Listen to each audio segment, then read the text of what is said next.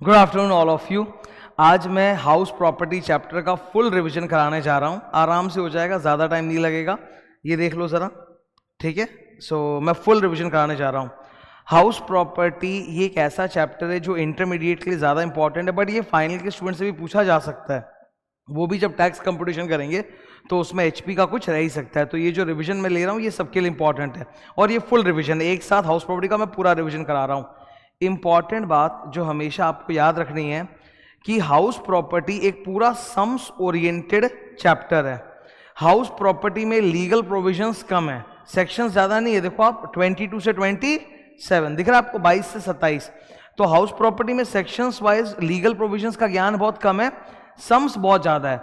तो इसमें अलग अलग केसेस बनते हैं जहां सम सॉल्व करने का टेक्निक चेंज होता है। तो मेरा इस चीज पे बहुत फोकस रहने वाला है, बहुत ज्यादा। हाउस प्रॉपर्टी में लीगल प्रोविजंस के ऊपर भी क्वेश्चन आ सकता है, वो भी मैं पढ़ा दूंगा, उसका चिंता मत करो, सब कुछ बता दूंगा। लेकिन ज्यादा फोकस सम्स पे रहेगा। तो जगह जगह पे मैं तुम लोगों को सॉल्यूशन टेक्निक बताते रहूंगा कि भाई इस पे समझ आया तो आपकी सॉल्यूशन की टेक्निक कैसे होगी, वो सब मैं डिस्कस कर दूंगा। Let's start. सबसे ज्यादा फोकस किस पे रखना है सर? सॉल्यूशंस कैसे होते हैं, सम्स कैसे होते हैं। ओके, हाउस प्रॉपर्टी सेक्शन 22 से 27 सब कुछ कवर्ड है, बस खाली ध्यान सुनो। सर हाउस प्रॉपर्टी क्या होता है? Basically there is a person who is the owner of a property, और उसने अपना प्रॉपर्टी ना किसी को लेट आउट किया है। लेट आउट करने का मतलब होता है रेंट पे दिया है।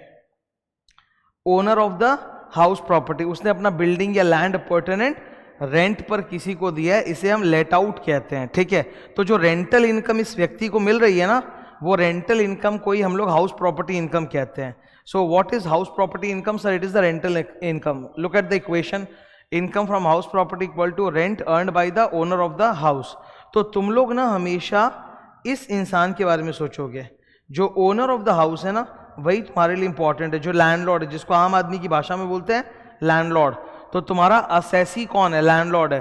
तो जब भी तुम हाउस प्रॉपर्टी पढ़ रहे हो, टेनेंट के एंगल से मत सोचना। टेनेंट वो होता है जो रेंट लेकर रहता है, उस बेचारे के लिए तो रेंट एक एक्सपेंस है। हम इनकम टैक्स पढ़ रहे हैं, एक्सपेंस टैक्स नहीं पढ़ रहे। तो आपको टेनेंट के एंगल से नहीं, आपको लैंडलॉर्ड मकान मालिक के एंगल से सोचना है कि वो प्रॉपर्टी का ओनर है, उसने रेंट पे दिया, उसको रेंटल इनकम आ रही है, वो कहाँ जाएगा? एचपी में, ठीक है। अब ये हेड ऑफ इनकम ना बहुत इंपॉर्टेंट होता है, क्योंकि हर हेड ऑफ इनकम में कंप्यूटेशन का फॉर्मेट और तरीका डिफरेंट होता है। आप सैलरी करते हो, उसका एक अलग फॉर्मेट है, पीजीबीपी का एक अलग है, कैपिटल गेन्स का अलग है, आईएफओएस में अपना अलग फंडा है, ठीक है। एचपी का अपना एक अलग फॉर्मेट है। तो एचपी में किस तरह से कंप्यूटेशन होता है, आओ देखते हैं। एचपी में कंप्यूटेशन का फॉर्मेट ये रहा आपके सामने। It consist of total 12 points, 12 points आपके सामने। ये जितना भी हम लोग पढ़ रहे हैं एचपी के कंप्यूटेशन का फॉर्मेट, सर ये कौन से सेक्शन में दिया हुआ है? 23 और 24। इसको याद रखने के लिए ना मैंने दो पार्ट में डिवाइड कर दिया है। पहली वाली जो मेहनत होती है वो होती है जीएवी की। जीएवी की मेहनत क्या है मैं फटाक से बता देता हूँ। सरकार को ये डर लगता है कि जो ओनर ऑफ द प्रॉपर्टी है ना, वो हमेशा रेंटल इनकम कम बताएगा, तो वो हमेशा एक्चुअल रेंट कम बताएगा। इसीलिए गवर्नमेंट अपने तरीके से एक रेंटल इनकम निकालेगा जिसको हम कहते हैं एक्सपेक्टेड रेंट। तो सरकार अपने तरीके से एक एक्सपेक्टेड रेंट निकालेगी कि इस प्रॉपर्टी का रेंटल इनकम इतना होना चाहिए, और असेसी का एक्चुअल रेंट भी लिया जाएगा। दोनों में से जो भी ज्यादा है वही हमारा आंसर है। तो एक्सपेक्टेड रेंट ज्यादा है तो वो आंसर है, अगर एक्चुअल रेंट ज्यादा है तो वो आंसर है। तो दोनों में से जो हायर है उसे हम कहते हैं GAV, gross annual value. GAV of the property माने ग्रॉस एनुअल वैल्यू। ये ग्रॉस एनुअल वैल्यू का जो पूरा कैलकुलेशन है ये एसएससी के लिए तो अच्छा नहीं है, क्योंकि आप एक्चुअल रेंट और expected rent whichever is higher, तो जो हायर फिगर है वो आप ले रहे हो, तो एसएससी के लिए अच्छा नहीं है, इसीलिए it is bad for the SSC. तो जीएवी, सबसे पहले हम जीएवी के बारे में बात करते हैं। सिंपल फंडा बता रहा हूं याद करने का, हाई लो हाई। आपको वहां पे दिया हुआ रहेगा municipal value, municipal value of the property. Municipal value मतलब प्रॉपर्टी का स्टैम्प ड्यूटी वैल्यू नहीं, वो तो पूरे प्रॉपर्टी की कीमत है। म्युनिसिपल वैल्यू का मतलब होता है अकॉर्डिंग टू म्युनिसिपलिटी इस प्रॉपर्टी का रेंटल इनकम कितना होना चाहिए एक साल का, दैट इज म्युनिसिपल वैल्यू। तो म्युनिसिपल वैल्यू और फेयर रेंट, फेयर रेंट मतलब होता है मार्केट रेट, ठीक है। तो म्युनिसिपल वैल्यू और fair rent whichever is higher, तो पहले हायर ले लो, फिर वो फिगर और स्टैंडर्ड रेंट जो रेंट कंट्रोल एक्ट में निकलता है विच एवर इज लोअर वो ले लो, फिर वो आया एक्सपेक्टेड रेंट, एक्सपेक्टेड एक्चुअल में जो हायर है वो ले लो। तो it is a sequence, high low high. इधर देखो, सबसे पहले इन दोनों में से जो ग्रीन कलर हायर फिगर है वो ले लो, फिर उस फिगर और स्टैंडर्ड रेंट में जो लोअर है वो ले लो, लोअर, फिर वो एक्सपेक्टेड एक्चुअल में जो हाइयर है वो जीएवी। तो it is a sequence, high low high, इन दोनों में से हाई, जो फिगर आएगा उसको स्टैंडर्ड रेंट से कंपेयर करो लो, फिर उसका कंपैरिजन करो एक्चुअल से जो हाई है, दैट्स द आंसर। तो जीएवी का कैलकुलेशन शुरू में ना स्टूडेंट का सारा फोकस जीएवी में जाता है, बट कुछ सम्स के बाद ही जीएवी एकदम नेचुरल हो जाता है, तब स्टूडेंट का फोकस नीचे की तरफ जाता है। असेसी के लिए अच्छा पोर्शन कौन सा है? ये नीचे वाला पोर्शन अच्छा है आपके लिए, ठीक है, good for the assessee, because assessee क्या चाहता है कि उसके इनकम में से ज़्यादा डिडक्शन मिले। सैलरीज में तो 50,000 का स्टैंडर्ड डिडक्शन है और 2 चुन्नू मुन्नू डिडक्शंस है। पीजीबीपी में सबसे ज़्यादा डिडक्शन होता है एक्सपेंसेस का। कैपिटल गेंस में इंडेक्स कॉस्ट का डिडक्शन है ना। आईएफओएस इनकम में अगर उस इनकम के लिए आपके कुछ एक्चुअल एक्सपेंस लगे हैं तो उसका डिडक्शन है। हाउस प्रॉपर्टी में भी आपको कुछ डिडक्शंस मिलेंगे। Total there are 3 deductions, D1, D2, D3। D1 municipal taxes on the property जितना भी पे किया है पेमेंट बेसिस वो डिडक्शन मिल जाएगा। स्टैंडर्ड डिडक्शन 30% ऑफ एनएवी मिल जाएगा। और तीसरा, अगर प्रॉपर्टी के एक्विजिशन, कंस्ट्रक्शन, रिपेयर, रिन्यूअल, जिसको मैं शॉर्ट में बोलता हूँ ACRRR, अगर ACRRR के लिए आपने लोन लिया है तो उस पर जो ब्याज है उस ब्याज का भी आपको डिडक्शन मिल जाएगा। तो D1, D2, D3 is deductions, तो which is actually good for the SSC. Landlord यही तो ढूंढ रहा था, मकान मालिक यही तो चाहता है कि मेरे इनकम से माइनस क्या होगा वो बताओ।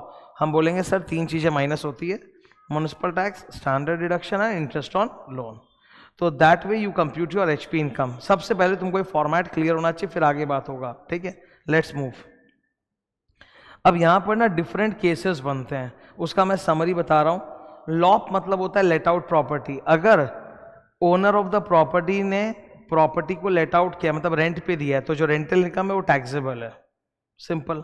सेकंड, अगर उसकी प्रॉपर्टी सेल्फ ऑक्यूपाइड है, मतलब वो खुद अपने घर में रह रहा है, जैसे मान लो ओनर की का एक बिल्डिंग है और वो खुद ही उसमें रहता है, उसका खुद का है, तो there is no rental income, 0, तो इट इज एग्जेम्प्टेड। लेकिन इसमें एक इशू है, इशू ये, अगर आपके पास 2-4 घर हैं और सबके सब में आप यही बोल रहे हो कि मैं रहता हूं इसमें for part of the year और throughout the year whatever, तो अगर आप 2-3 या ज़्यादा सेल्फ ऑक्यूपाइड प्रॉपर्टी डिक्लेयर करते हो तो सरकार केवल 2 सेल्फ ऑक्यूपाइड प्रॉपर्टी तक आपको एग्जेम्प्ट करेगा। उसके बाद आपका जितना भी एक्स्ट्रा 2 के ऊपर जितना भी एक्स्ट्रा सेल्फ ऑक्यूपाइड प्रॉपर्टी है उसको सरकार बोलता है डलॉप। डलॉप मतलब deem to be let out property, वो deem to be let out है, ठीक है। तो अगर आपके पास 4 घर हैं, आप बोलते हो चारों में मैं खुद ही रहता हूँ, अलग अलग लोकेशन पे, पार्ट ऑफ द ईयर यहाँ, पार्ट ऑफ द ईयर वहाँ, मेरा काम ऐसा है कि घूम घूम के जाना पड़ता है, तो चारों घर सेल्फ ऑक्यूपाइड है, तो सरकार केवल 2 पर आपको एग्जेम्प्ट देगी, सॉप, और बाकी 2 प्रॉपर्टी को माना जाएगा DLOP, deem to be let out, और उस पर फिर आपको टैक्स देना पड़ेगा। अगर इससे बचना है तो एक तरीका है कि आप सारे प्रॉपर्टीज अपने नाम पे मत करो, अपने परिवार वालों के नाम पे पहले से आप कर सकते हो। जैसे अगर वाइफ की कुछ इनकम है, ऑब्वियसली तुम वाइफ को गिफ्ट नहीं दे सकते, नहीं तो वो फंस जाओगे। अगर वाइफ के नाम पे बहुत सारा इनकम आता है, उसका इनकम है, और तो 2-3 प्रॉपर्टी आप उनके नाम पे कर दो, आप अपने परिवार वालों के नाम पे कर सकते हो, क्योंकि फिर असेसी अगर अलग अलग हो जाएगा तो सब कोई 2-2 सेल्फ ऑक्यूपाइड प्रॉपर्टी में एग्जेम्पशन ले पाएंगे। हम लोग के एग्जाम में सम्स वैसा नहीं आएगा, हमारे एग्जाम में वही आएगा कि you are the owner, you have 3 properties, all of them are self occupied, तो आपको 2 सेल्फ ऑक्यूपाइड प्रॉपर्टी क्लेम करना है एग्जेम्पशन, और एक को आपको deem to be let out मान के टैक्सेबल करना पड़ेगा। चौथा, you are the owner of a property and आपकी एक ऑफिस बिल्डिंग है, तो आप उसके ओनर हो और आप उसको अपने ही बिजनेस के लिए यूज करते हो, तो अगर आप अपने ही बिजनेस के लिए यूज करते हो तो फिर उसमें HP नहीं लगेगा, उसमें फिर PGBP लग जाएगा। PGBP में बल्कि आपको उसका डिप्रिशिएशन मिलेगा, okay. PUB, property used in business, तो अगर you are the owner of the property, office property, और तुम खुद ही उसमें मतलब बिजनेस कर रहे हो, अपना खुद का बिजनेस, तो HP में आएगा ही नहीं, उल्टे आपको बल्कि PGBP में डिप्रिशिएशन मिल जाएगा, ठीक है। ये रहा लॉप, सॉप, डलॉप, पब। अब हाउस प्रॉपर्टी चैप्टर में टोटल ना 6 तरह के सम्स होते हैं, 6 तरह का कैलकुलेशंस होता है, जो मैं एक एक करके डिटेल में डिस्कस करूंगा। सबसे पहले है लॉप, लेट आउट प्रॉपर्टी। दूसरा है love, let out and vacant, मतलब साल भर में कुछ प्रॉपर्टी लेट आउट, मतलब कुछ महीने तक लेट आउट था और कुछ महीने प्रॉपर्टी खाली पड़ी थी, मतलब टेनेंट भी नहीं था, खाली पड़ा था, उसको बोलते हैं let out and vacant, love. तीसरा है सॉप, सेल्फ ऑक्यूपाइड प्रॉपर्टी, 2 तक एग्जेम्पशन। फिर डलॉप, 2 से ज़्यादा सेल्फ ऑक्यूपाइड प्रॉपर्टी है तो डीम्ड लेट आउट और उस पर टैक्स देना पड़ेगा। फिर सबसे ज़्यादा एग्जाम में फेमस है लॉसो। लॉसो 2 तरह के होते हैं। लॉसो का मतलब है that property is let out also and self occupied also, let out self occupied lasso. Area wise lasso का मतलब होता है, मान लो कि एक मकान है पूरा, ग्राउंड फ्लोर और फर्स्ट फ्लोर, एक पूरा मकान है, एक ही रजिस्ट्रेशन है, you are the owner of a मकान, मकान ग्राउंड फ्लोर है, फर्स्ट फ्लोर है और रजिस्ट्रेशन एक ही है उसका। अब ग्राउंड फ्लोर में आप खुद रहते हो सेल्फ ऑक्यूपाइड, और फर्स्ट फ्लोर आपने किसी को लेट आउट कर दिया है, ठीक है, तो आधा प्रॉपर्टी खुद रहते हो सेल्फ ऑक्यूपाइड, आधा प्रॉपर्टी लेट आउट, तो एरिया वाइज लॉसो। दूसरा है पीरियड वाइज या time wise lasso. Time wise lasso का मतलब है यू हैव वन प्रॉपर्टी, 4 महीने तक तुम खुद उसमें रहे सेल्फ ऑक्यूपाइड, फिर तुमने वो रेंट पे लगा दिया किसी और को, तो 4 महीने सेल्फ ऑक्यूपाइड था, 8 महीने लेट आउट था। तो यहाँ पे एक ही प्रॉपर्टी है, 4 महीने लेट आउट, सॉरी 4 महीने सेल्फ ऑक्यूपाइड, 8 महीने लेट आउट, तो टाइम वाइज लॉस हो, ठीक है, उसको कहते हैं पीरियड वाइज लॉस हो। ये सबका डिटेल डिस्कशन आएगा अभी एक एक करके। पहले मास्टर समरी, अभी जितना भी पढ़ाया प्लस सर्टेन लीगल प्रोविजन, उसका master summary. Number 1, house property में चार्जेबिलिटी सेक्शन है 22, पहला सेक्शन जो होता है that is what, chargeability section. तो हाउस प्रॉपर्टी हेड में इनकम टैक्सेबल होने के लिए 3 कंडीशन सेटिस्फाई करनी पड़ेगी। Number 1, there has to be a building, ठीक है, आप बिल्डिंग को अगर रेंट पे देते हो तो एचपी में आएगा। अगर आप और कोई असेट्स, प्लांट मशीनरी वगैरह को आप अगर लेट आउट करते हो रेंट पे, तो उससे होने वाला इनकम एचपी में नहीं जाता, वो आईएफओएस या अदर सोर्सेज या पीजीबी में जाता है, ठीक है। याद रखना, अगर ये तीनों के तीनों कंडीशन सेटिस्फाइड होंगे तब तो rental income will go in HP head और कैलकुलेशन एचपी के हिसाब से होगा। लेकिन अगर इन 3 में से 2 हो रहा है, एक नहीं हो रहा या कोई भी नहीं हो रहा, तो if any of the 3 conditions is not satisfied, तब ये इनकम टैक्सेबल होगा एज आईएफओएस या पीजीबीपी, उसमें कैलकुलेशन का स्टाइल अलग हो जाएगा। You must be the owner of the property. And third, the property is not used for own business or for promoting own business, ठीक है। तो ये 3 कंडीशन सेटिस्फाई होनी चाहिए। बिल्डिंग होना चाहिए, आपने रेंट पे क्या दिया, building. Second, you are the owner of the property. And third, कि सर वो अपने बिजनेस के लिए या प्रमोटिंग सेल्फ बिजनेस के लिए यूज नहीं कर रहे। अगर ये तीनों कंडीशन सेटिस्फाइड है तब एचपी, अदरवाइज आईएफओएस या पीजीबी में चला जाएगा। सेकंड, इस चैप्टर में जो बिल्डिंग आप रेंट पे दे रहे हो वो कैसा भी हो सकता है, residential, commercial, warehouse, showroom, even foreign property भी, ठीक है। कोई भी तरह का प्रॉपर्टी अगर आप लेट आउट कर रहे हो रेंट पे, इट्स एचपी इनकम। इस पूरे चैप्टर में कौन सा मेथड ऑफ अकाउंटिंग है, accrual basis except municipal taxes. Municipal taxes payment basis पे माइनस होते हैं, ठीक है, बाकी पूरा चैप्टर अक्रूवल पे चलता है। 4 नंबर, जीएवी का तरीका क्या है बताया था, हाई लो हाई। सबसे पहले म्युनिसिपल और म्युनिसिपल वैल्यू फेयर रेंट में से हाई ले लो, फिर उसको कंपेयर करो स्टैंडर्ड रेंट से, जो लोअर है वो ले लो, फिर वो एक्सपेक्टेड रेंट है, एक्सपेक्टेड और एक्चुअल में से जो हायर है वो ले लो। तो इस तरह से जीएवी निकलता है, high low high. Bad debt, bad debt को यहां पर कहा जाता है अनरियलाइज्ड रेंट। अनरियलाइज्ड रेंट और वेकेंट में एक फर्क होता है। अनरियलाइज रेंट का मतलब होता है कि टेनेंट रह रहा था प्रॉपर्टी में पर फिर भी पैसा देने से मना कर रहा है, रेंट नहीं दिया उसने, that is called bad debt, unrealise rent, ठीक है। वेकेंट का मतलब है टेनेंट रह ही नहीं रहा था, प्रॉपर्टी खाली पड़ा था, दैट्स वेकेंट। तो वेकेंसी का जो टैक्स ट्रीटमेंट है वो अलग है और अनरियलाइज रेंट का अलग है, ठीक है। अनरियलाइज रेंट का टैक्स ट्रीटमेंट बहुत सिंपल है। अगर 4 कंडीशंस फुलफिल हो रहे हैं तब आप अपने एक्चुअल रेंट से जो बैड डेट का अमाउंट है वो माइनस कर सकते हो। जो आपका एनुअल रेंट है उससे आप बैड डेट यानी कि यूआर माइनस कर सकते हो। Actual rent equal to equation annual rent जो 12 महीने का होता है minus bad debt unrealise rent. तो what are the 4 condition, the tenancy must be genuine bona fide. Second, आपने उस टेनेंट को जो पैसा नहीं दे रहा है उसको आपने निकलवा दिया है और वो आपकी किसी और दूसरे प्रॉपर्टी में भी नहीं यूज कर रहा है। आपने उसके खिलाफ लीगल एक्शन स्टार्ट कर दिया for recovering the bad debt amount, या फिर आप इनकम टैक्स ऑफिसर को सेटिस्फाई कर दो कि लीगल केस करने से कोई फायदा नहीं होगा, it will be useless. Question में जनरली वो लोग जब अनरियलाइज रेंट देते हैं ना तो वो बता देते हैं कि all the 4 conditions mentioned in rule number 4 are satisfied, पर अगर वो नहीं भी बोलते तो आप अज्यूम कर सकते हो, ठीक है। क्वेश्चन में अनरियलाइज्ड रेंट दिया है, उन्होंने नहीं बोला कि बताया नहीं कि भाई रूल 4 के 4 कंडीशन फुलफिल हो रहे कि नहीं, तो आप मान लेना फुलफिल हो रहे हैं, ठीक है, और माइनस कर सकते हो। लेस नेक्स्ट, अब डिडक्शन 1 D1। D1 क्या है? Municipal taxes. ये पेमेंट बेसिस पे डिडक्शन मिलता है, जितना पे करोगे उतना।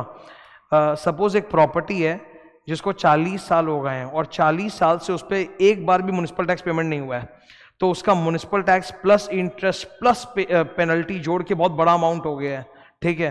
लेटस से 50 लाख, तो 40 साल से वो प्रॉपर्टी है, उस पर एक बार भी आपने म्युनिसिपल टैक्स नहीं दिया, उस पर 50 लाख का टोटल ड्यू है। 50 लाख में से टैक्स का पैसा है 20 लाख, 10 लाख है interest and 20 lakh is penalty for not payment, तो टोटल 20 + 10 + 20 कितना हुआ? 50 लाख। आपको 50 का डिडक्शन तो नहीं मिलेगा, आपको डिडक्शन केवल टैक्स अमाउंट का मिलेगा। टैक्स अमाउंट कितना है 50 में से? 20 लाख, तो आप पूरा 20 लाख अभी दे दो, आपको अभी डिडक्शन मिल जाएगा। Payment basis. Second, payment must be made by the owner not the tenant. Tenant अगर पे कर रहा है या कोई और आदमी पे कर रहा है आपके लिए, तो आप माइनस नहीं कर सकते। ओनर ऑफ द प्रॉपर्टी जो असेसी है उसको खुद को पे करना है। Third, it includes all taxes levied by local authority. Local authority का मतलब होता है म्युनिसिपल कॉर्पोरेशन, कैंटोनमेंट बोर्ड, ग्राम पंचायत। ये लोग जितना भी अलग अलग तरह का टैक्स डालेंगे, municipal tax, property tax, water tax, sewerage tax, जो भी, सब माइनस कर सकते हो, बट स्टेट गवर्नमेंट के डाले हुए टैक्सेस माइनस नहीं होंगे, केवल लोकल अथॉरिटी बोलते हो म्युनिसिपलिटी का टैक्सेस माइनस होगा। टैक्स का पैसा माइनस कर सकते हो, पर म्युनिसिपल टैक्स अगर लेट पेमेंट हुआ है उसमें जो इंटरेस्ट है, पेनल्टी है, वो माइनस करने नहीं मिलेगा, ठीक है। तो पहले डिडक्शन को लेके पूरा समरी डिस्कशन हो गया। अभी दूसरा डिडक्शन D2। D2 क्या है सर? Standard deduction. कितना मिलेगा? 30% ऑफ GAV की NAV, 30% of NAV, okay. Standard deduction का मेन पर्पस ये है कि ये PGBP नहीं, ये हाउस प्रॉपर्टी है। PGBP में जब आप एक्सपेंसेस माइनस करते हो तो आपके जो जो जैसे जैसे एक्सपेंसेस आप सब माइनस कर सकते हो। हाउस प्रॉपर्टी को सरकार ने सिंपल रखा, बोला कि एक प्रॉपर्टी के ऊपर बहुत सारे खर्चे होते हैं, रिपेयर्स, ये एक बार ऑन करना, रिपेयर्स, मेंटेनेंस, लिफ्ट का पैसा, ये वो, सिक्योरिटी चार्जेस, बहुत कुछ होता है।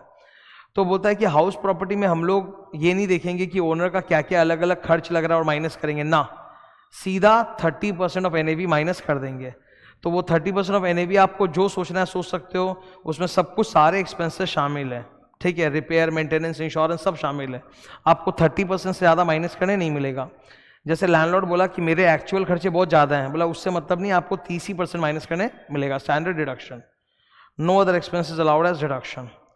अब मैं ना एक ज़बरदस्त चीज़ बताने जा रहा हूँ, अभी तुम लोग को सुनो। एक बहुत बड़ा गलत फहमी है जो इंटरनेट पे छाया हुआ है। आप किसी को भी पूछोगे कि हाउस प्रॉपर्टी में लॉस हो सकता है क्या, मतलब हाउस प्रॉपर्टी HP में लॉस आ सकता है क्या, तो वो आपको सिर्फ एक ही केस बताएगा। वो बोलेगा कि सेल्फ ऑक्यूपाइड प्रॉपर्टीज जो होते हैं उनमें एनुअल वैल्यू निल माइनस इंटरेस्ट, तो वहां पे HP लॉस आता है 2 लाख तक का, और कहीं नहीं होता। रॉन्ग। हाउस प्रॉपर्टी में 2 अलग अलग केसेस है जब लॉस हो सकता है।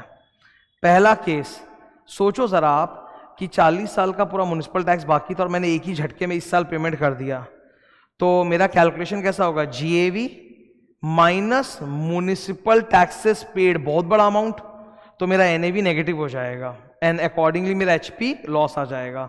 That's the first case of HP loss, कि अगर आपने म्युनिसिपल टैक्सेस इस साल बहुत ज्यादा पे किया पुराने साल का मिलाकर, और उसकी वजह से आपका NAV नेगेटिव हो जा रहा है, मतलब GAV से भी ज्यादा म्युनिसिपल टैक्स आपने पे कर दिया है, तब आपको HP लॉस होगा। That's the first case.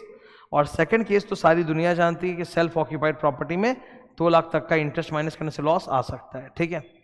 अब यहां पढ़ो, अगर आपका NAV नेगेटिव आ रहा है, NAV नेगेटिव तभी हो सकता है जब इस साल हम लोग पुराने सारे साल का मिला के म्युनिसिपल टैक्स पे कर दे और वो मेरे GAV से भी ज्यादा है, तो अगर NAV नेगेटिव हो जाए ना तो स्टैंडर्ड डिडक्शन नहीं मिलेगा। If NAV is negative, there is no standard deduction, ठीक है। ये था D2। अब D3, interest on loan. Loan has been taken for ACRRR, मतलब प्रॉपर्टी खरीदने के लिए या प्रॉपर्टी कंस्ट्रक्शन के लिए या रिपेयर, रिन्यूअल, रिकंस्ट्रक्शन, इन सब चीजों के लिए मिला है बैंक से लोन लिया है, बैंक से या कहीं से भी लोन लिया है, लोन फ्रॉम एनीवन, तो उस पर जो भी ब्याज है उसका आपको डिडक्शन मिल जाएगा। इंटरेस्ट का डिडक्शन अक्रूवल बेसिस पे मिलता है, पेमेंट की हो कि नहीं की उससे कोई फर्क नहीं पड़ता। ओके, यहां पर there is some concept of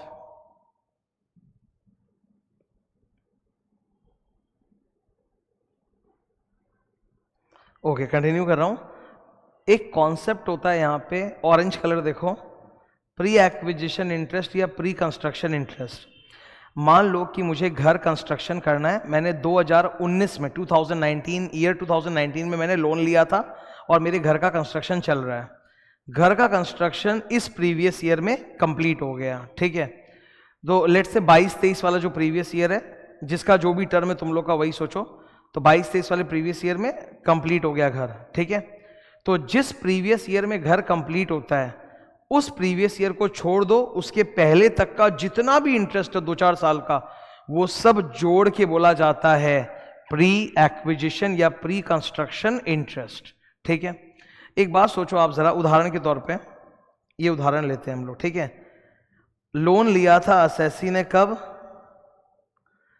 1/7/2019 को उसने लोन लिया था, ठीक है, in the year 1920, and loan इतने अमाउंट का था। फाइनली घर बन के रेडी कब हुआ है, 1 जुलाई 2022। 1 जुलाई 2022 का मतलब है 22-23 प्रीवियस ईयर। तो ये 22-23 प्रीवियस ईयर में घर बन के कंप्लीट हुआ है। तो यहां पर ना अकाउंट्स वाला कॉन्सेप्ट नहीं चलता। अकाउंट्स में जैसे आप ब्याज निकालते हो तो डेट टू डेट होता है, टैक्स में ब्याज वैसे निकलेगा नहीं, टैक्स में होता है डेट टू ईयर एंड, मतलब जिस प्रीवियस ईयर में घर बन के रेडी हुआ है 22-23 में, उसके पहले तक 31 मार्च 2022। घर किस प्रीवियस ईयर में बना है सर, जुलाई 22 में बना, मतलब 22-23 में, तो वो पूरा ईयर छोड़ दो, वो पूरा ईयर का ब्याज करंट ईयर ब्याज होगा, उसके पहले तक यानी 31 मार्च 22 तक जो ब्याज है वो कहलाता है प्री एक्विजिशन इंटरेस्ट। तो 1 जुलाई 2019 से लेके 31 मार्च 2022 तक जो ब्याज होगा वो ब्याज कहलाता है pre acquisition interest. Can we solve it? Yes sir, we can solve it. तो हमने 1 जुलाई 19 से 31 मार्च तक का पूरा ब्याज कैलकुलेट किया, इट कम्स टू 3,30,000, ठीक है। एक इंपॉर्टेंट बात आपको समझनी है कि ये जो पीरियड है जो मार्क किया हुआ दिख रहा है रेड लाइंस के बाउंड्री में, ये पीरियड में तो घर रेडी ही नहीं था, घर बन के तैयार ही नहीं हुआ। जब प्रॉपर्टी या बिल्डिंग एग्जिस्टेंस में ही नहीं है, रेडी ही नहीं है, तो उस पर तो कोई एचपी इनकम हो नहीं सकता, तो उस पर तो आप एचपी का कैलकुलेशन कर ही नहीं सकते। तो इन 2.5 सालों में आपने जो भी ब्याज दिया होगा वो आप माइनस करोगे तो कहाँ करोगे, बिकॉज इस 2.5-3 साल के पीरियड में बिल्डिंग था नहीं, तो एचपी इनकम निकलेगा नहीं। जब इनकम ही निकलेगा तो माइनस कहाँ करेंगे। तो ये 3,30,000 का आपको अभी तक इनकम टैक्स में कहीं भी डिडक्शन नहीं मिला है। गवर्नमेंट बोलती है जिस साल फाइनली आपका घर बन के रेडी हुआ है इस प्रीवियस ईयर में 22-23, तो जिस साल घर बन के रेडी हुआ है उस साल फर्स्ट टाइम आप एचपी इनकम कैलकुलेट करोगे, ठीक है। तब आप इंटरेस्ट माइनस करोगे, तो आप करंट ईयर का इंटरेस्ट तो फुल माइनस कर लेना, करंट ईयर का जो भी ब्याज होगा पूरे 22-23 का, अप्रैल से लेके मार्च तक। घर कंस्ट्रक्शन जुलाई में हुआ है, पर अप्रैल मई जून का भी जो ब्याज है वो भी करंट ईयर ही माना जाएगा। तो अप्रैल मई जून जुलाई से लेके पूरा मार्च तक पूरा 12 महीने का जो ब्याज है वो करंट इंटरेस्ट माइनस कर लेना। और जो आपका प्री एक्विजिशन इंटरेस्ट आया ना 3,30,000 का, वो सारा का सारा इसी साल अलाउ नहीं करेंगे फर्स्ट ईयर में, वो इस साल आप 1/5 ले लो और 1/5 कर करके आप रिमेनिंग 4 साल और ले लेना। तो 3,30,000 का 1/5 कितना होता है, 66,000। तो फर्स्ट ईयर में 66,000 माइनस कर लेना और फिर रिमेनिंग और 4 साल में 66 माइनस कर लेना। तो 1/5 करके 5 साल तक आपको रिडक्शन मिलेगा, स्टार्टिंग फ्रॉम द ईयर जब आप पहली बार एचपी इनकम निकाल रहे हो, जब पहली बार घर कंप्लीट हुआ वहां से आपको रिडक्शन मिलना स्टार्ट होगा, ठीक है। यह है पूरा प्री एक्विजिशन इंटरेस्ट का खेल, ठीक है। प्री एक्विजिशन इंटरेस्ट कहां से कहां तक होता है, date when the loan is taken till the end of the previous year preceding the previous year in which the construction is completed। उसका रिडक्शन कैसे मिलता है, 1/5 करके 5 साल तक मिलता है। और करंट ईयर इंटरेस्ट वो तो पूरा का पूरा इसी साल रिडक्शन आपको मिल जाएगा, ओके। तो ये हमने D3 भी कंप्लीट कर लिया। इसी के साथ मास्टर समरी हो गया, हमने बहुत कुछ सीखा कंप्यूटेशन में, यू आर कंफर्टेबल। अब मैंने बताया था कि 6 केसेस हैं, लॉ, लव, सॉप, डलॉप, लॉसो, लॉसो। तो लॉप तो हो गया, पूरा फॉर्मेट देख लिया। अब मैं डिस्कस करने वाला हूं रिमेनिंग 5 केसेस। सावधान।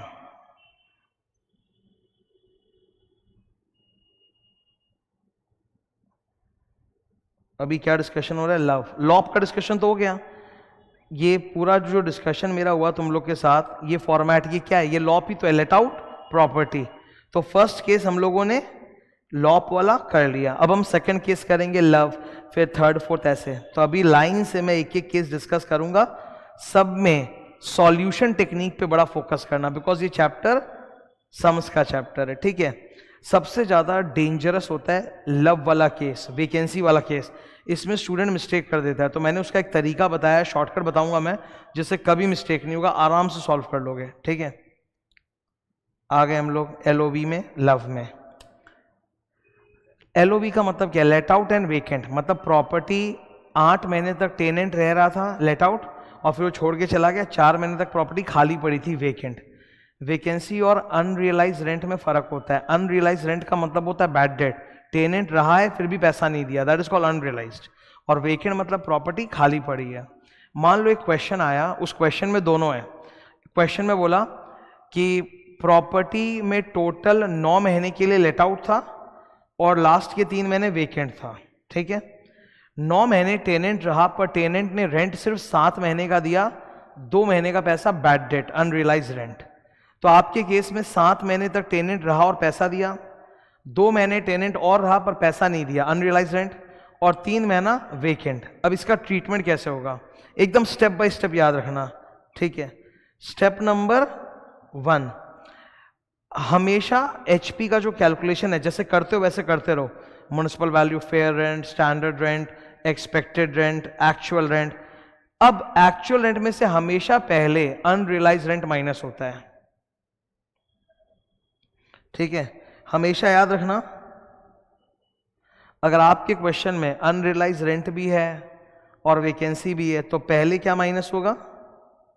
अनरियलाइज्ड रेंट, ठीक है। पहले हमेशा अनरियलाइज रेंट माइनस कर देना, ठीक है। तो तुम सॉल्व कर रहे हो, एक्सपेक्टेड रेंट तक सॉल्व कर लिया, उसके बाद एक्चुअल रेंट। एक्चुअल रेंट में से लेस क्या करोगे? Unrealise rent. तो फिगर आएगा AR माइनस UR। अब आप लेस क्या करोगे? वैकेंसी। बस स्टॉप, ठीक है। सब कुछ कर लिया मैंने, municipal value, fair rent, standard rent, expected rent, actual rent minus जो एनुअल रेंट होता है, माइनस अनरियलाइज रेंट, वो भी कर लिया।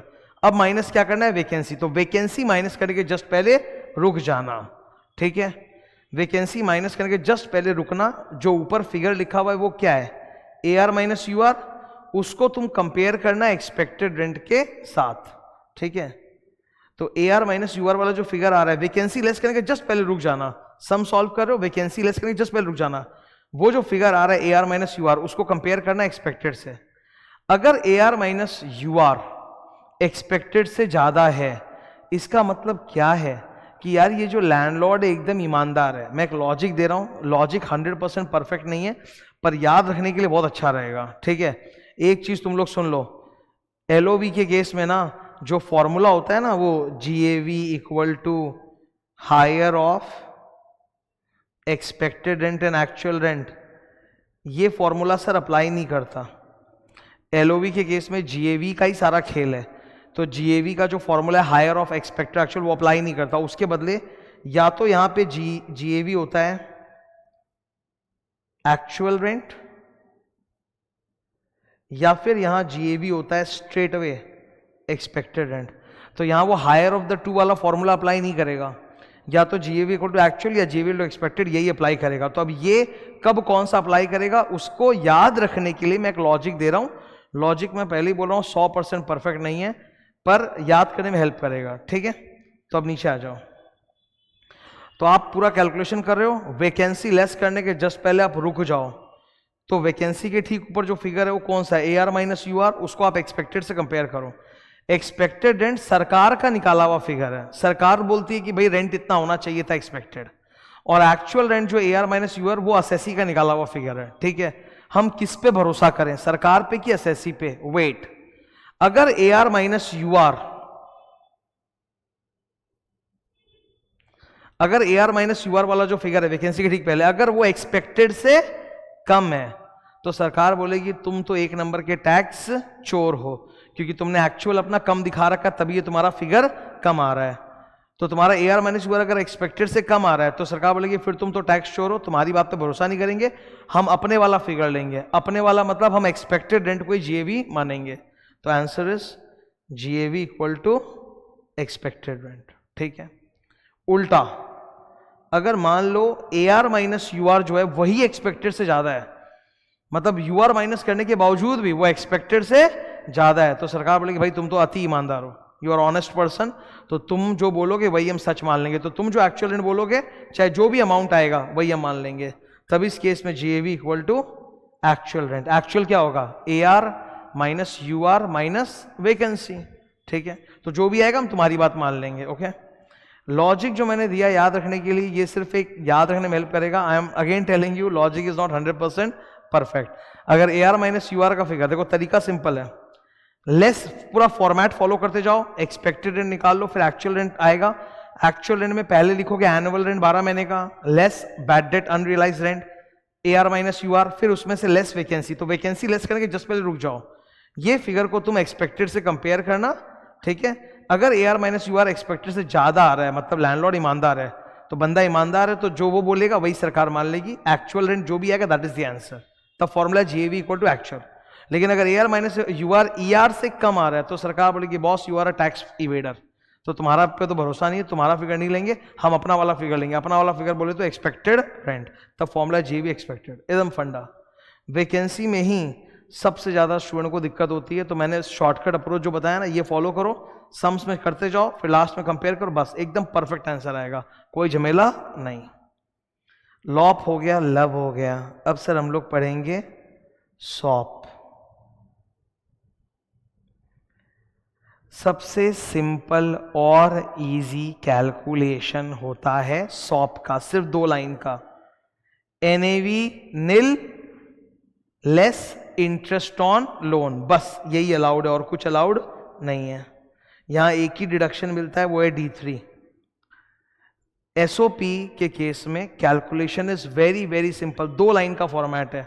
ठीक है, NAV nil minus no standard deduction nothing, सिर्फ एक चीज माइनस होता है D3 which is interest on loan, बस वही एक माइनस करने आपको मिलेगा, उससे ज्यादा कुछ नहीं।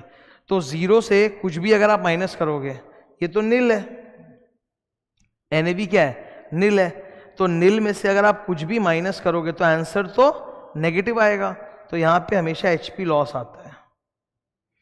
This is the most popular case of HP loss through out internet. Internet में जब जैसे मैंने बोला था ना, अगर आप बोलोगे एचपी लॉस कब होता है, सब यही बोलेंगे सेल्फ ऑक्यूपाइड प्रॉपर्टी में होता है, बिकॉज नील में से कुछ भी माइनस करोगे तो answer will be minus HP loss ही आएगा। ठीक है, अब यहां पे मैं 2-4 चीज क्लियर कर देता हूं। आपको ये जो फायदा मिल रहा है ना कि एचपी लॉस निकल के आ रहा है, ये तो अच्छी बात है, बिकॉज लॉस निकल के आएगा तो आप अपने एचपी इनकम से सेट ऑफ कर लोगे, तो आपको टैक्स कम देना पड़ेगा। ओके, देखो कायदे से तो सरकार को यहां पे आपको माइनस करने भी नहीं देना चाहिए, बिकॉज सेल्फ ऑक्यूपाइड का मतलब क्या होता है? घर है मेरा, मैं रहता हूं उसमें, तो वो पर्सनल एक्सपेंडिचर है। क्या पर्सनल एक्सपेंडिचर का डिडक्शन मिलता है आपको? ठीक है, सोच के देखो एक बार, क्या गवर्नमेंट आपको आपके पर्सनल एक्सपेंसेस का भी डिडक्शन? अब मैं ये घड़ी खरीदा हूं पर्सनल अपने, तो क्या इसका मेरे को डिडक्शन मिलेगा?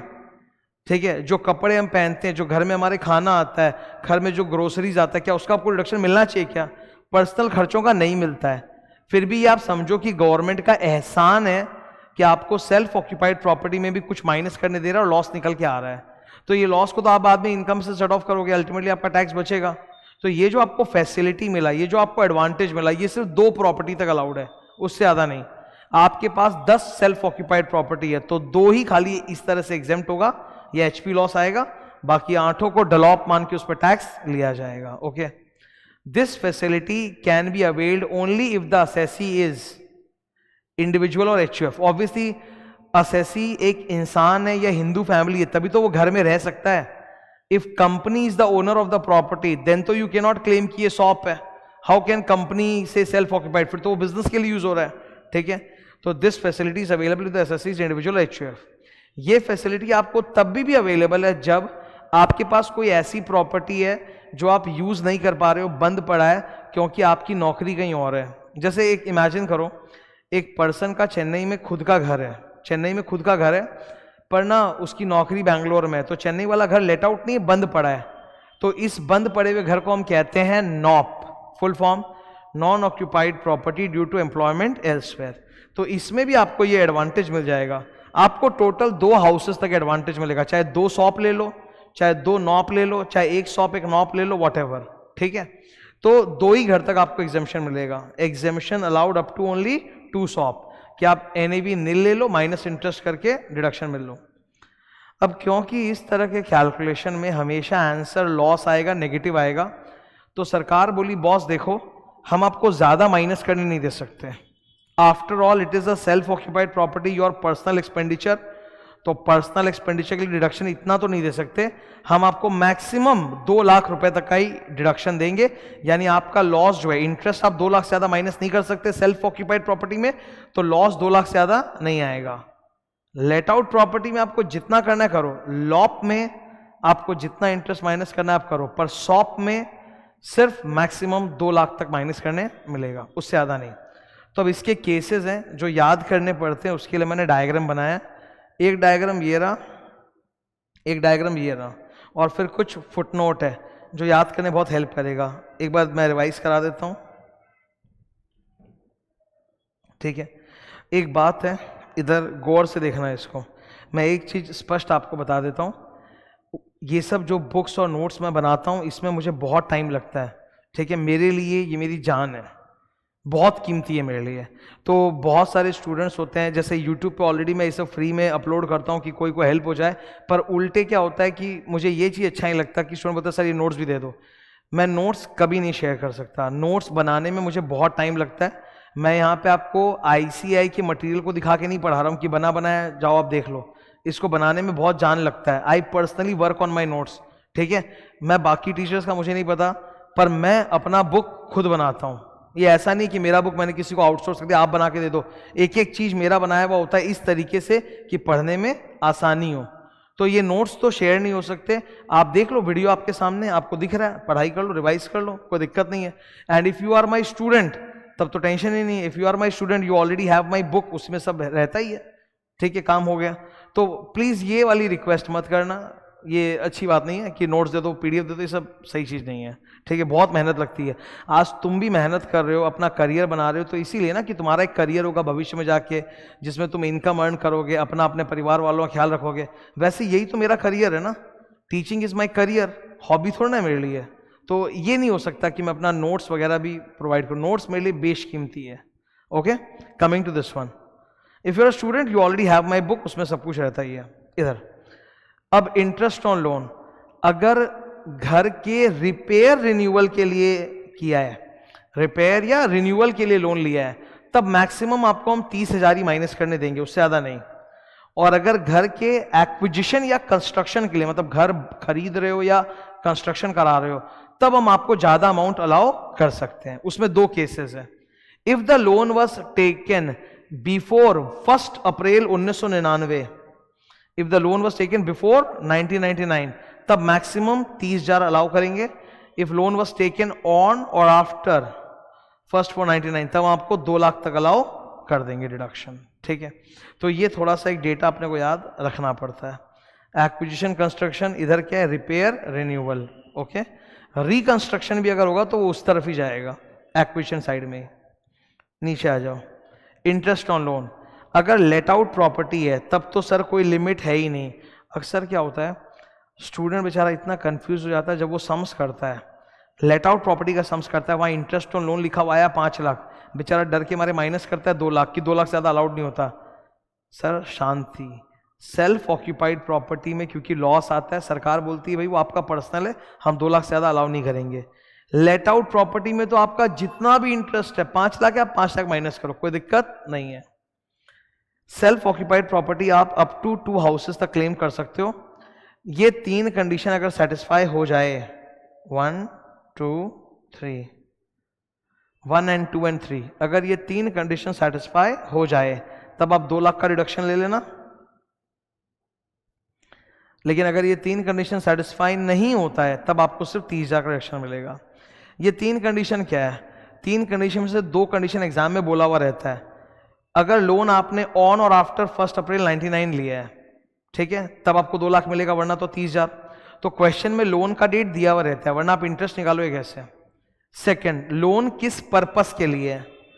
लोन एक्विजिशन या कंस्ट्रक्शन के लिए, तब 2 लाख। अगर रिपेयर रिन्यूअल के लिए तब तो 30,000 है, वी नो इट।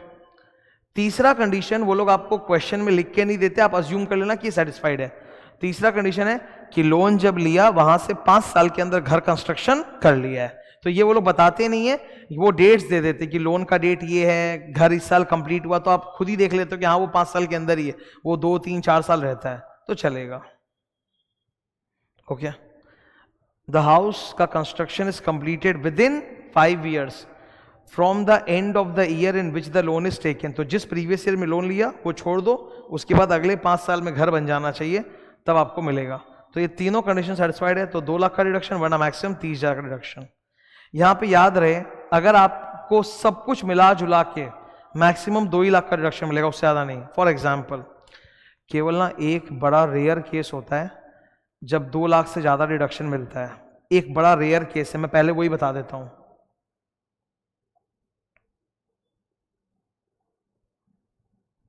अगर प्रॉपर्टी का को ओनर है, को ओनर का मतलब होता है जॉइंट ओनर, प्रॉपर्टी का क्या है? को ओनर, जॉइंट ओनर, एक ही प्रॉपर्टी के 2-4 ओनर्स हैं, तब सबका अलग अलग एसओपी कैलकुलेट होगा, तब इंटरेस्ट ऑन लोन में सब कोई 2 लाख 2 लाख 2 लाख अपना अलग अलग माइनस कर सकते हैं, ठीक है। अगर को ओनर्स है, 2 लाख का reduction is separately for each को ओनर, क्योंकि अलग अलग एसएससी है, सबका अलग अलग एसओपी कैलकुलेशन होगा एचपी इनकम में, तो सब कोई 2 लाख 2 लाख अपने हिसाब से माइनस कर सकते हैं, ठीक है, उसमें कोई दिक्कत नहीं है। लेकिन सर बाकी सारे केसेस में जो करना है जैसे करना है कर लो, आपको 2 लाख से ऊपर नहीं मिलेगा। First point, maximum total reduction 2 lakh. Second, अगर आपके पास 2 सेल्फ ऑक्यूपाइड प्रॉपर्टी है, दोनों पे आपने लोन ले रखा है, तो दोनों में ही मिलाकर जो इंटरेस्ट आप माइनस कर रहे हो वो 2 लाख ही होगा, वो 2 प्रॉपर्टी का 4 लाख नहीं होगा। थर्ड, 2 लाख से ज्यादा जितना भी इंटरेस्ट आप दे रहे हो उसका आपको डिडक्शन नहीं मिलेगा, वो लैप्स कर जाएगा, ठीक है। सरकार 2 लाख ही अलाउ कर रही है, वो बड़ा बात है, because it's your personal house, personal expense, self occupied, तो कायदे से तो कुछ भी नहीं मिलना चाहिए, तो कुछ भी मिल रहा है तो प्रसाद समझ के ग्रहण करना चाहिए। You should be grateful to government कि कम से कम 2 लाख का तो मिला, वरना वो तो पर्सनल है, देने का धर्म तो बनता ही नहीं है। Think about it, okay. तो ये थर्ड वाले बोल रहे हैं कि भाई 2 लाख या 30,000 जो भी मिला मिला, उसके अलावा जितना एक्स्ट्रा इंटरेस्ट है वो सब लैप्स। चौथा, एक सिंगल असेसी है, उसने सपोज 2-3 लोन लिए हैं, एक रिपेयर के लिए, एक रिन्यूअल के लिए, एक एक्विजिशन के लिए, तो 30,000 2 लाख 2 लाख 30,000 मिला के 2 लाख, अल्टीमेटली 2 लाख से ज्यादा तो नहीं मिलेगा। आपने सपोज 2 लोन लिया है, एक घर खरीदने के लिए, एक रिपेयर के लिए, तो रिपेयर में लिमिट होता है 30,000, खरीदने का होता है 2 लाख, तो 2 लाख 30,000 आपको 2-30 भी नहीं मिलेगा, टोटल मिला के 2 लाख ही मिलेगा, okay. That was self occupied property. 2 से ज्यादा घर अगर आपके पास हैं तो वो डलॉप है। डलॉप मतलब deem to be let out. Deem to be let out का मतलब है उसका कैलकुलेशन वैसे ही होगा जैसे कि लॉप का होता है,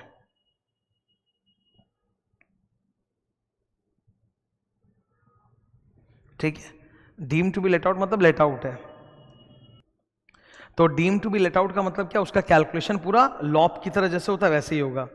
इसमें क्वेश्चन किस तरह के आते हैं कि एक असेसी है जिसके पास 3 घर है, ये लोग ज्यादा घर नहीं बनाएंगे वरना ना कॉम्बिनेशन परम्यूटेशन लग जाएगा।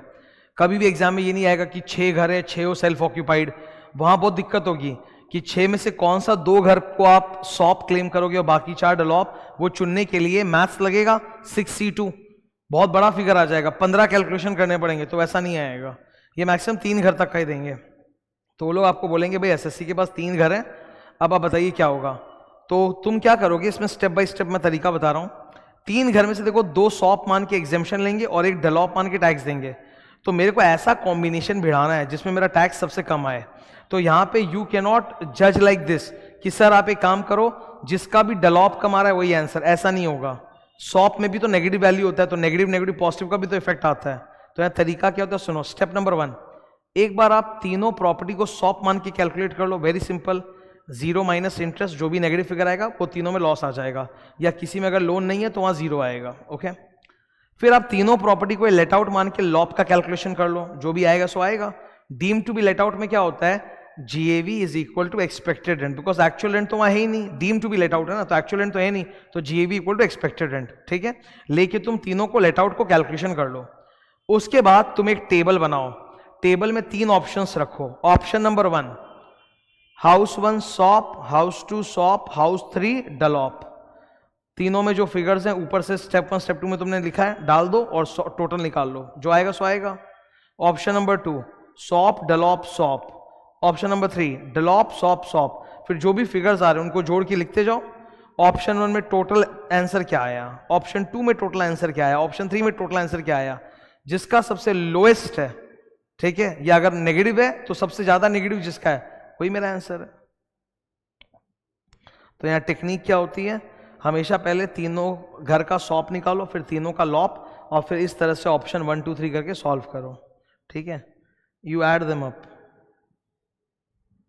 तो ऑप्शन 1 का एक टोटल आएगा, ऑप्शन 2 का टोटल आएगा, ऑप्शन 3 का टोटल आएगा, तीनों में से जो लोएस्ट है वही मेरा आंसर है। ठीक, ये था डलॉप। अब हम लोग पढ़ने जा रहे हैं लॉसो। लॉप सीख गए, सॉप सीख गए, तो सबसे ज्यादा फेमस एग्जाम में आता है लॉसो। सी एग्जाम में उनका मकसद क्या है कि तुम्हारी सारी नॉलेज चेक कर ले। तो अगर लॉसो का सम डालेंगे तो उसमें आपका लॉप और सॉप दोनों ही चेक हो जाएगा ना, तो इसीलिए लॉसो का सम सबसे ज्यादा फेमस है। लॉसो 1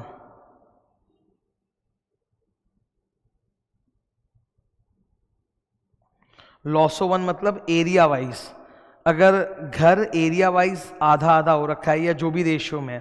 मैं एक एग्जांपल लेता हूं, Rahul is the owner of a building जिसमें ग्राउंड फ्लोर और फर्स्ट फ्लोर है, पूरी प्रॉपर्टी उसी के नाम पे रजिस्टर्ड है, तो कानून में एक ही प्रॉपर्टी है वो। अब ग्राउंड फ्लोर में वो खुद रहता है और फर्स्ट फ्लोर उसने लेट आउट कर रखा है, तो एरिया वाइज आधा प्रॉपर्टी सेल्फ ऑक्यूपाइड और आधा प्रॉपर्टी लेट आउट है। पूरे प्रॉपर्टी का एक ही रजिस्ट्रेशन कराया हुआ है सरकार में, लेकिन बोलते हैं कि अगर एरिया वाइज अलग अलग यूज हो रहा है तो उसको मान लो कि 2 अलग अलग प्रॉपर्टी है। उसको क्या मान लो, 2 अलग अलग प्रॉपर्टी है। उसको डीम कर लो कि भले वो एक ही प्रॉपर्टी पे उसको 2 माना जाएगा। ग्राउंड फ्लोर जो सेल्फ ऑक्यूपाइड है उसमें आप सॉप का कैलकुलेशन करो, फर्स्ट फ्लोर जो लेट आउट है उसमें आप लॉप का कैलकुलेशन करो। तो एरिया वाइज में क्या होता है ना, यहां पर हम लोग 2 चीज निकालते हैं, लॉप और सॉप। जो लेट आउट पोर्शन उसका अलग कैलकुलेशन, सॉप का अलग कैलकुलेशन। अब क्योंकि वो प्रॉपर्टी तो एक ही है, तो प्रॉपर्टी का municipal value, fair value, standard rent, municipal tax, interest on loan, वो तो सिंगल ही फिगर है, तो उसको आप डिवाइड कर लो, डिवाइड बाई 2, या एरिया जिस रेशियो में उस रेशियो में डिवाइड कर लो। The following should be divided between SOP and LOP area wise, जो भी एरिया वाइज रेशियोज में डिवाइड कर लो, municipal value, fair rent, standard rent, municipal tax, interest on loan. However actual rent should never be divided, because actual rent जो होता है वो तो लेट आउट पोर्शन का ही होता है, वो पूरे प्रॉपर्टी का नहीं होता। तो एक्चुअल रेंट तो आपको दिया हुआ ही लेट आउट पोर्शन का, तो उसको डिवाइड मत करना, वो सीधा लॉप के कैलकुलेशन में यूज कर लेना। ठीक है, that is area wise lasso. Maximum students को एरिया वाइज लॉसो एकदम सही लगता है कि हाँ सर एरिया वाइज बटा हुआ है तो 2 अलग घर मान के अलग अलग कैलकुलेशन कर लेंगे, वेरी सिंपल। दिक्कत लोगों को अगर आती है ना तो इसी में आती है, सेकंड वाले में। लॉसो 2, लॉसो 2 में क्या है, टाइम वाइज बांटा हुआ है, मतलब प्रॉपर्टी एक ही है, उसी में कुछ समय टेनेंट रहा और कुछ समय मकान मालिक खुद रहे। ठीक है, तो partly let out, partly self occupied. इसको थोड़ा सा यहां पे अन्याय हो रहा है, ऑल्दो कुछ समय तक सेल्फ ऑक्यूपाइड और कुछ समय लेट आउट, फिर भी यहां इनकम टैक्स वाले बोलते हैं हम मानेंगे कि लेट आउट है थ्रू आउट द ईयर, तो यहां एक ही कैलकुलेशन होगा लॉप, इसको सेल्फ ऑक्यूपाइड माना ही नहीं जाएगा। इनकम टैक्स वाले इसको फुल ईयर का लॉप मान के कैलकुलेट करेंगे। ये थोड़ा अन्याय है पर यही कानून है। ठीक है, तो यहां पर कैलकुलेशन कैसे होता है, इमेजिन करो, मैं डेटा दे रहा हूं। लेट अस से the property was let out for 8 months और फिर लास्ट के 4 महीने में लैंडलॉर्ड खुद रहने लग गया सॉप, तो यहां पर एक्चुअल रेंट जो आएगा वो तो 8 महीने का ही आएगा, जबकि सरकार अपने हिसाब से एक्सपेक्टेड रेंट निकालेगी और सरकार तो बोल रही है कि we will treat as if it was let out throughout the year. तो सरकार जो एक्सपेक्टेड रेंट का फिगर निकालेगी वो पूरे 12 महीने का रहेगा, जबकि एक्चुअल रेंट सिर्फ 8 महीने का रहेगा। तो जीतेगा कौन, एक्सपेक्टेड रेंट। तो यहां पे जीएवी हाई निकल के आ जाता है। ठीक है, GAV we know is higher of expected actual rent. तो यहां पर क्या हो रहा है कि सरकार बोल रही है हमारे हिसाब से तो it was let out throughout the year, तो हम तो एक्सपेक्टेड रेंट 12 महीने का लेंगे, लेकिन एक्चुअल रेंट असेसी निकालता है और असेसी बोलता है मैं तो सिर्फ 8 ही महीने का रेंट कमाया हूं, तो मैं तो 8 ही महीने का लिखूंगा। तो जिसको जो लिखना है लिख दो। ऑब्वियसली ज्यादा चांसेस है कि एक्सपेक्टेड ही ज्यादा होगा बिकॉज वो 12 महीने का है, तो जीए भी ज्यादा होगा। ये एक अन्याय है, पर यही है। एक्सपेक्टेड रेंट फुल ईयर का, एक्चुअल रेंट सिर्फ लेट आउट पीरियड का। ठीक है, हमारे सारे के सारे 6 केसेस कवर हो गए हैं, मैक्सिमम कैलकुलेशंस खत्म हो चुका है। अब कुछ छोटे छोटे टॉपिक्स हैं, आओ देखते हैं। एक छोटा सा टॉपिक है डीम्ड ओनरशिप, इस चैप्टर का आखिरी सेक्शन होता है 27 नंबर। वो कुछ ऐसे केसेस हैं जहां प्रॉपर्टी का लीगल ओनर कोई और है, but for the purpose of calculating HP income deemed owner कोई और है, और जो भी डीम्ड ओनर है उसी के फाइल में हम एचपी इनकम निकालेंगे, उसी से टैक्स लेंगे। In some situations, the tax law considers some other person to be the deemed owner, whereas the legal owner is someone else. जैसे इधर देखो, इसके 5 केसेस हैं, ये रहे नीचे लिखे हुए। मैं एक एग्जांपल डिस्कस कर रहा हूँ। मिस्टर केजरीवाल के पास ना 2 घर है, एक पर उसकी रेंटल इनकम है 4,80,000 की, एक की 3,60,000, मिला के 8,40,000। और आपको पता होगा 5 लाख तक तो आप बच जाते हो, 5 लाख के ऊपर होने से टैक्स लगता है। तो केजरीवाल जी ने क्या किया, HP2 हाउस प्रॉपर्टी 2 अपने वाइफ को गिफ्ट कर दिया। ठीक है, वाइफ को हाउस प्रॉपर्टी 2 गिफ्ट कर दिया। Now who is the legal owner of house property 2? Mrs Kejriwal. But under section 27 यहां पर साफ दिख रहा है कि उन्होंने वाइफ को ट्रांसफर किया है with intention to evade tax, so deemed owner यही रहेंगे। तो HP2 का डीम्ड ओनर मिस्टर केजरीवाल ही रहेंगे। तो दोनों HP1 और HP2 का जो भी इनकम है वो इन्हीं के फाइल में जोड़ के एक ही साथ टैक्स कैलकुलेट किया जाएगा। ये कंसेप्ट है डीम्ड ओनर का। इसके टोटल 5 केसेस हैं। नंबर 1, अगर प्रॉपर्टी स्पाउस को या माइनर चाइल्ड को ट्रांसफर कर रहे हो विदाउट एडिक्वेट कंसिडरेशन। सेकेंड, एक इम्पार्टिबल एस्टेट है, ये सब मैंने ना क्लासरूम में बहुत डिटेल में पढ़ाया है, बहुत डिटेल में। यहाँ में रिविजन है तो फटाफट बता रहा हूँ। ओके, एक प्रॉपर्टी है इम्पार्टिबल है जिसका पार्टीशन नहीं हो सकता, उसके मल्टीपल ओनर है, but one of them has the controlling rights, उसको डीम्ड ओनर माना जाएगा और उसी से एचपी टैक्स लिया जाएगा। थर्ड, आजकल ये फंडा बहुत ज्यादा चल रहा है, जितनी भी बिल्डिंग्स बनती है ना उसमें सारे फ्लैट का ओनरशिप किसी हाउसिंग कोऑपरेटिव सोसाइटी के नाम पे कर देते हैं, और जो भी फ्लैट खरीदने के लिए आता है उसका फ्लैट उसके नाम पे रजिस्ट्री नहीं करते, कोऑपरेटिव सोसाइटी का शेयर्स दे देते हैं उस बंदे को और वो बन जाता है फ्लैट ओनर। ठीक है, तो ऐसे केसेस में बोल रहा है अगर सारे के सारे फ्लैट्स जो हैं बिल्डिंग में उसकी ओनरशिप किसी कंपनी कोऑपरेटिव एओपी के नाम पे है, और जो फ्लैट ओनर होता है उसके नाम पे फ्लैट का रजिस्ट्री नहीं होता बल्कि उसको शेयर्स ही मिलते हैं, तो रियल ओनर तो देखा जाए तो वो फ्लैट ओनर ही है ना। तो बोलता है वो जो member of the company cooperative AOP है जो अस्थि में फ्लैट ओनर है जिसको खाली शेयर्स मिला, प्रॉपर्टी उसके नाम पर रजिस्टर्ड नहीं है, भले ही प्रॉपर्टी उसके नाम पर रजिस्टर्ड नहीं हो, वही हमारा डीम्ड ओनर है, उसी से टैक्स लेंगे। Common sense. चौथा, कई ऐसे केसेस होते हैं जब आप प्रॉपर्टी खरीद लेते हो पर गवर्नमेंट लेट करती है, प्रॉपर्टी का रजिस्ट्रेशन आपके नाम पे नहीं होता, तो इसके लिए कानून है section 53A of the transfer of property act. उसमें बोला हुआ है कि जब बायर ने प्रॉपर्टी सेलर से खरीद लिया है, प्रॉपर्टी एक्वायर भी कर लिया, पैसा भी पेमेंट कर दिया, सब हो चुका, बस खाली एक लीगल फॉर्मेलिटी रजिस्ट्रेशन पेंडिंग है, तो ऐसे केस में भले ही लीगल फॉर्मेलिटी रजिस्ट्रेशन पेंडिंग है, the buyer will be treated as the real and the deemed owner of the property. Last, lessor lessee, अगर प्रॉपर्टी लीज पे दिया गया है तो ओनर तो लेसर होता है, लेकिन अगर लीज 12 साल या उससे ज्यादा का है, if the lease is more than equal to 12 years, तब जो लेसी होता है ना जिसने लिया है लीज पे, वही उसका डीम्ड ओनर माना जाता है। ओके, सो ये है डीम्ड ओनरशिप के 5 केसेस। नेक्स्ट छोटा topic, composite rent. Composite rent में क्या हुआ, लैंडलॉर्ड ने प्रॉपर्टी रेंट पे दिया है और प्रॉपर्टी के साथ अदर असेट्स भी रेंट पे दिया है, मतलब प्रॉपर्टी भी रेंट पे दिया है और प्रॉपर्टी के अंदर जितना भी फर्निशिंग्स है, अदर असेट्स है, वो भी रेंट पे दिया है। अगर इन दोनों का रेंट का अमाउंट सेपरेबल है, अलग अलग किया जा सकता है कि प्रॉपर्टी का रेंट कितना और अदर असेट्स का रेंट कितना, तब तो अलग अलग प्रॉपर्टी वाला रेंट जो है वो एचपी में जाएगा और अदर असेट्स जो लैंडलॉर्ड ने आपको रेंट पे दिया है, अंदर में जो भी फर्निशिंग वगैरह है, उसका जो रेंट का पैसा है वो आईएफओएस या पीजीबीपी में जाएगा। ठीक है, क्योंकि जो एचपी में नहीं जाता वो आईएफओएस पीजीबीपी में जाता है। लेकिन sir if the amount is not separable. Example hotel, example factory, इनमें प्रॉपर्टी का प्लस अदर एसेट्स का मिला के कंबाइंड रेंट फिगर है, अलग अलग अमाउंट हमें पता नहीं है, तो उस केस में पूरा का पूरा रेंटल इनकम IFOS या PGBP में चला जाएगा। ठीक है, that's the concept of composite rent. मतलब आप बिल्डिंग के साथ अदर एसेट्स भी रेंट पे दे रहे हो, तो दोनों का अगर अमाउंट अलग अलग है तब तो HP और IFOS अलग अलग, वरना पूरा का पूरा IFOS में घुसा देंगे। थर्ड टॉपिक, को ओनरशिप। ये मैंने बता दिया था, ये बड़ा रेयर केस है जहां हर एक को ओनर को 2-2 लाख का रिडक्शन मिल जाएगा। सपोज मान लो एक प्रॉपर्टी आप खरीदते हो सेल्फ ऑक्यूपाइड, खुद के लिए, उस प्रॉपर्टी में 2 ओनर हैं, आप और आपकी वाइफ, 2 जन ओनर है, या तुम अभी तो शादीशुदा नहीं होगे तो तुम्हारे पापा मम्मी भाई बहन व्हाटएवर, तो तुम ओनर हो, साथ में तुम्हारे फैमिली में से कोई और एक ओनर भी है, तो इंटरेस्ट बहुत ज्यादा है लोन का, तो दोनों का फाइल अलग अलग बनेगा, दोनों का HP कैलकुलेशन अलग है, दोनों का शॉप अलग अलग है। तुम अपने वाले शॉप में 2 लाख माइनस कर सकते हो और तुम्हारा ब्रदर जो वो भी 2 लाख माइनस कर सकता है, तो को ओनर में 2-2 लाख का रिडक्शन पर पर्सन अलाउड है। ठीक है, को ओनरशिप वाले क्वेश्चंस जब एग्जाम में आते हैं ना कि एक प्रॉपर्टी है जिसके 2 ओनर हैं, आप बताइए कैसे किसका इनकम होगा, तो मैं बता रहा हूं what is the solution technique. First step में मानो कि प्रॉपर्टी का एक ही मालिक है और जैसे नॉर्मली कैलकुलेट करते हो कर लो। स्टेप 2 में लास्ट में जब HP इनकम निकल गया तब दोनों ओनर्स में ओनरशिप रेशियो या प्रॉफिट रेशियो में डिवाइड कर दो। तो शुरू से डिवाइड मत करो, लास्ट में जाके डिवाइड करो। Solution technique, first solve the sum assuming that there is only 1 owner और HP इनकम निकाल लो।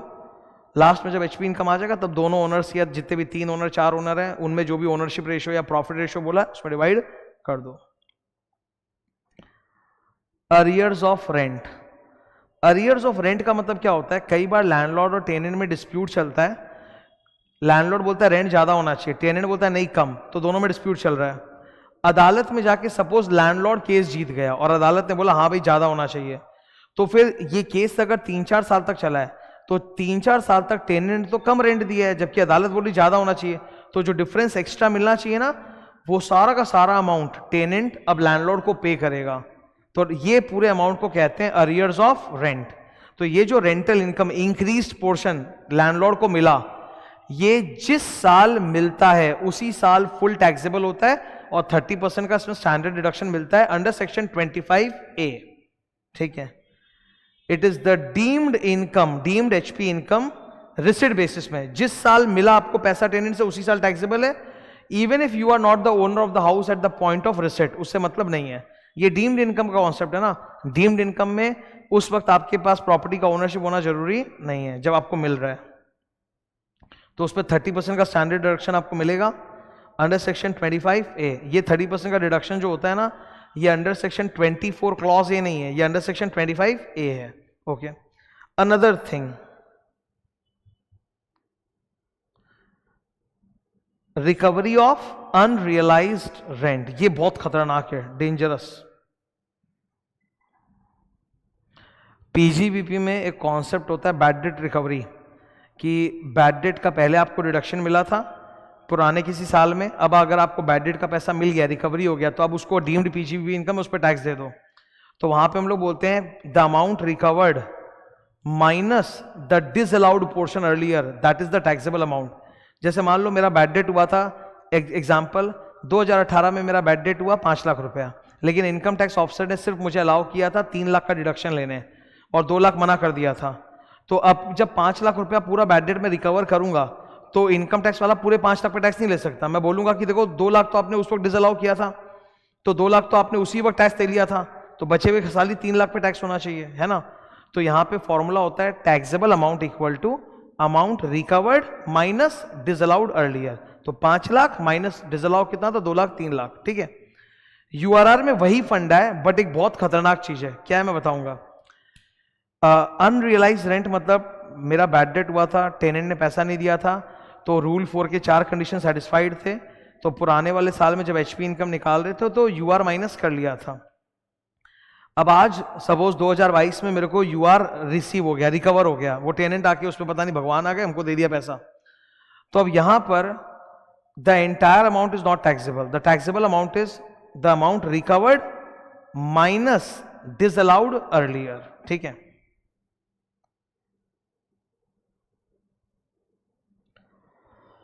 सॉरी, ये डिसअलाउड अर्लियर सर क्या है मैं बता रहा हूं, यहां डेंजरस यही चीज है।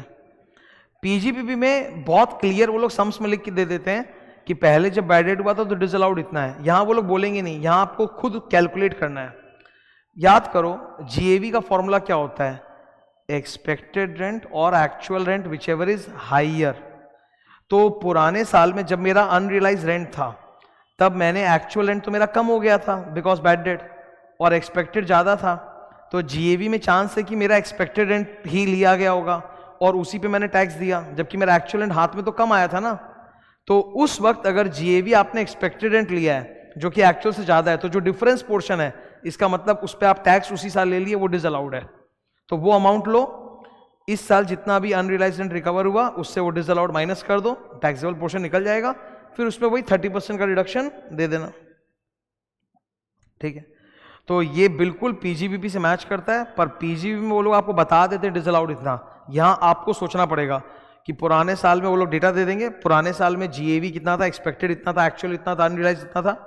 तो अगर जीएवी एक्सपेक्टेड आ रहा है तो मतलब एक्चुअल जो आपको कम मिला है पर टैक्स एक्सपेक्टेड पे लग रहा है, ज्यादा पे लग रहा है, तो जो डिफरेंस अमाउंट है वो डिसअलाउड पोर्शन माना जाता है। ओके, लास्ट, बस लास्ट, ये टॉपिक किसके ऊपर एप्लीकेबल है, बिल्डर्स।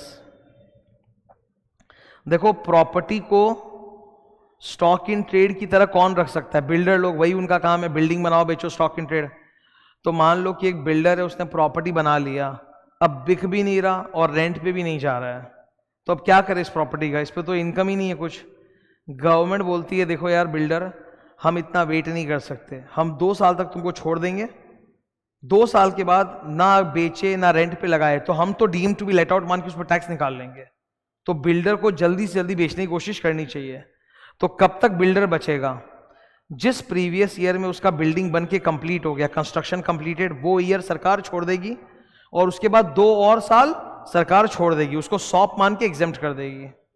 देखो year of completion plus next 2 previous years में आपका वो जो भी अनसोल्ड फ्लैट पड़ा हुआ है, खाली पड़ा हुआ है, उसको बिल्डर का उस खाली फ्लैट को सरकार एसओपी मान के एग्जेम्प्ट कर देगा।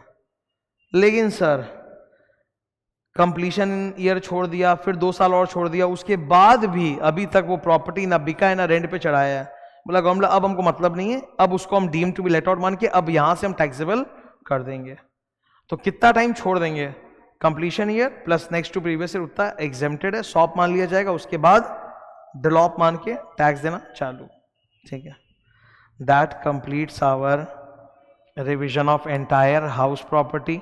मैं फिर से बोल रहा हूँ सम्स ओरिएंटेड चैप्टर है, लीगल प्रोविजंस भी सारे मैंने बताए हैं, उस पर भी ट्रू एंड फॉल्स टाइप के क्वेश्चंस आते हैं थोड़े थोड़े, एमसीक्यूज वगैरह, पर ज़्यादातर ये सम्स ओरिएंटेड चैप्टर है। तो मैंने जगह जगह सॉल्यूशन टेक्निक्स डिस्कस किया है। ये रिविजन वीडियो का मकसद यही होता है बेसिकली कि इनकम टैक्स में स्पेसिफिकली, मैं इनकम टैक्स की बात करूँ, इनकम टैक्स एक ऐसा सब्जेक्ट है ना जहाँ इतना ज़्यादा इन्फॉर्मेशन है कि दिमाग में गुड्डम गुड हो जाता है, भूल जाता है, तो इसीलिए उसका मल्टीपल रिविजन जरूरी है। तो मैं कोशिश यही करता हूँ कि मैं अपनी तरफ से एक रिविजन वीडियो बना दूँ ताकि जो भी मेरे स्टूडेंट्स होते हैं बेसिकली, ठीक है, वो क्लास कर लिए, अब उसके बाद बार बार ये रिविजन वीडियो आके देख सकते हैं कि भाई ऐसा ऐसा था, ताकि भूले नहीं, हमेशा याद रहे। मैंने कई बार क्लास में भी बोला है, यूट्यूब पे भी बोला है कि इनकम टैक्स कम से कम आप डेली 1 घंटा रिवाइज करो, इनकम टैक्स या जीएसटी जो भी, मतलब टैक्स डेली 1 घंटा रिवाइज करो, जो भी पोर्शन थोड़ा थोड़ा पोर्शन करते रहो, कल कुछ पढ़ा था, आज कुछ पढ़ा, आज कुछ पढ़ा, ऐसे थोड़ा थोड़ा डेली 1 घंटे पढ़ते रहो। अगर टैक्स के साथ तुम टच में नहीं रहना तो भूल जाओगे पूरा, और फिर सम्स वम सॉल्व नहीं हो पाएंगे। तो टैक्स तो डेली 1 घंटा करना है। मैं लॉ ऑडिट के लिए कभी नहीं बोलता कि डेली 1 घंटा करना जरूरी है रिविजन, पर टैक्स के लिए जरूरी है। तो revision video is my attempt to help you कि बार बार तुम अपडेट करते रहो, भूलो नहीं, यहाँ भूलने का टेंडेंसी बहुत ज्यादा है। Thank you.